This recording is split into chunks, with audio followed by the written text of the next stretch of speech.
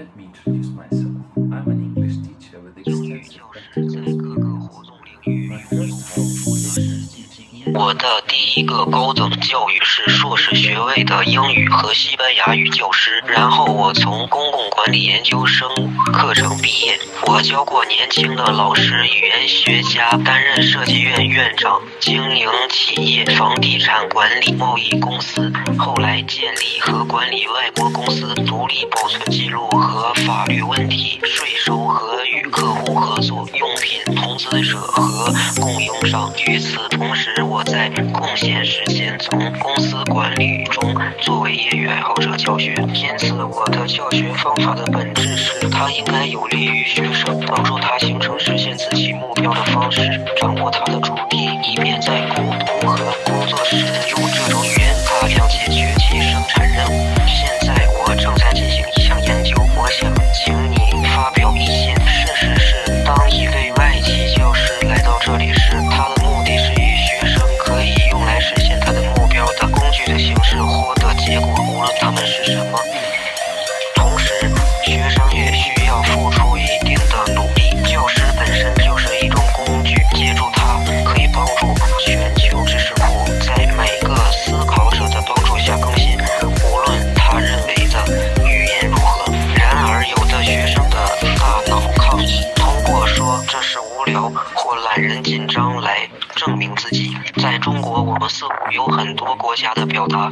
在快速的渐进式跳跃中表达自己在周围的世界。与此同时，应该指出的是，西方反过来对亚洲文化感兴趣，并对这种观点有一种独特的知识观。这种观点一般可以使我们的社会更健康。好像这是一个交付马戏团的幌子。然而，有一个事实，当一个外国人被认为是一个异国情调的人物，但他教授的语言课程、娱乐和无怨无忧的职业。也许这种情况很少见，但为什么在学习这门语言的几年后，有些学生无法自由阅读并提出最简单的问题？更不用说口语和写作了。也许老师不够好，或者他们在学生或经营教育过程的人的眼中变得如此。当他们为学生提供压力时，他们被认为是无聊的人。因此，为了避免这种评价，课程的时间用于几个单词的娱乐和学习，阅读和写作是最小的，因此不存在思考和表达独立观点的聪明。有人对真正的学习感兴趣，但在过程中并不总是那么令人愉快。但是后在许多方面，它促进了现实生活。学习的最终目标是什么？让学生自由地执行他在生活道路上的计划。有趣的是，与世界其他地方相比，中国人对语言研究的哪些方面感兴趣呢？当然，这与世界经济中全球参与者的观点并不完全吻合。他们更愿意继续使用中国人的劳动力、机械生产力，不允许他们表达自己，也不考虑他们的观点。相反，他们更愿意将他们视为娱乐服务和演艺界的新消费者。因此，除了工作和短暂的睡眠之外，没有时间和精力可以做任何事情。我们认为，